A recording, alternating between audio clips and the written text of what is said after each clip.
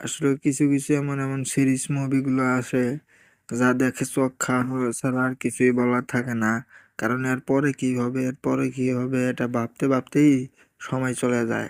সিনেমাটা যখন শেষ হয়ে যায় তারপর মনে হয় যে এত তাড়াতাড়ি শেষ হলো কেন। মনে হয় যে সময়টা যদি আর একটু বেশি হইতো, এরপর কি ঘটবে সেটা যদি এই মুহূর্তে দেওয়া থাকতো, তাহলে দেখে খুব ভালো লাগতো বা এনজয় করতে পারতাম। ঠিক তেমন একটি গল্প মারদানি 3 আবার চলে আসলো। তো ট্রেলারটি রিলিজ হয়েছে। হ্যালো বন্ধুরা, আমি দয়াল। তো দয়াল ফিল্ম এক্সপ্লেনে নতুন হয়ে থাকলে তাহলে প্লিজ প্লিজ সাবস্ক্রাইব করে পাশে থাকুন।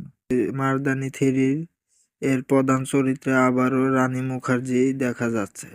তিনি শিবানী শিবাজি রয় নামে এক শক্তিশালী নির্ভীক এবং অবিচলিত পুলিশ অফিসারের ভূমিকায় অভিনয় করেছে। ট্রেলারে কি দেখা যায়? প্রধান গল্প। ট্রেলারের শুরুতেই দেখা যায় যে শুধুমাত্র 3 মাসের মধ্যে প্রায় 93টি ছোটবেলার মেয়েরা অদৃশ্য হয়ে যাচ্ছিল। পুলিশ জানে এটি সাধারণ নিখোঁজ ঘটনা নয়, এটা একটি বড় এবং সংগঠিত অপরাধের অংশ।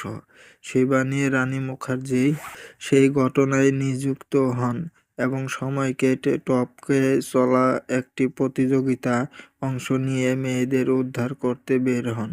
মূল খলনায়ক অম্মা। ট্রেলার টিজারে শিবানীর সামনে আসে এক ভয়ানক মাফিয়া নেত্রী অম্মা।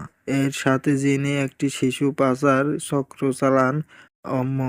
অম্মা মুখ্যত শিশুদের নিশানা করে তাদের বিভিন্ন জায়গা থেকে তুলে এনে বড় দামে বিক্রি বা অন্য কোনো ভয়ানক কাজে ব্যবহার করা হয়। এই ট্রেলার খুব ডার্ক, ইন্টেন্স এবং থ্রিলিং। মানে গল্পটি কঠিন ও বাস্তবতার সম্মুখীন, যেখানে অনেক ভয়, অ্যাকশন এবং আবেগ থাকে। শিবানী অপরাধীদের বিরুদ্ধে খুবই অদম্য এবং শক্তিসম্পন্নভাবে লড়াই করেন। শিবাজি রয় আবার বড় একটি অপরাধ মামলা সমাধানে নেমেছেন। ছবির মানব পাচার চক্র এর পিছনে বড় একটি গোষ্ঠী আছে। খলনায়ক অম্মা এর সাথে শিবানীর কনফেশন এবং ক্লাইম্যাক্স দেখানো হয়েছে। গল্প সময়সীমার একটি রেস হিসেবে চলছে। ক্ষণিকেও বিলম্ব মৃত্যুর কারণ হতে পারে।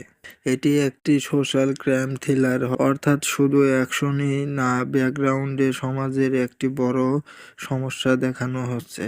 শিবানী একজন শক্ত মনোবল সম্পন্ন নারী পুলিশ অফিসার, দ্বিগুণ সাহসী ও অ্যাকশনফুল।